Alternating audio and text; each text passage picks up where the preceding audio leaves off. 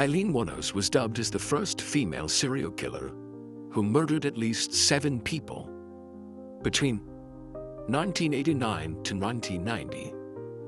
She was born beneath a sky heavy with silence in the small town of Rochester, Michigan. Her story began in 1956, not in tragedy, but not far from it. Her early years were marked by abandonment. Her father was absent from the start, and her mother vanished. Before Aileen was old enough to remember a comforting touch, she and her brother were left to be raised by their grandparents in a home that gave little warmth. As she grew, Aileen struggled to find her place in the world. She was a child who looked for love where there was none, often facing rejection, judgment, and cruelty.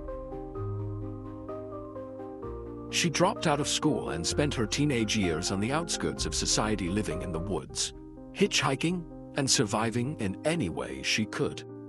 Her life was adrift, from town to town, stranger to stranger, always seeking connection, always just out of reach. The years passed, and the road grew longer and lonelier.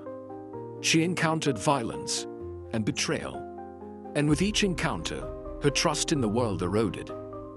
The line between survival and fear blurred. She eventually began working as a hitchhiking sex worker along Florida highways. A life marked by instability, danger, and desperation. Then, in 1989, a line was crossed, one that would change her life and the lives of others forever. Aileen claimed self-defense, said she feared for her life.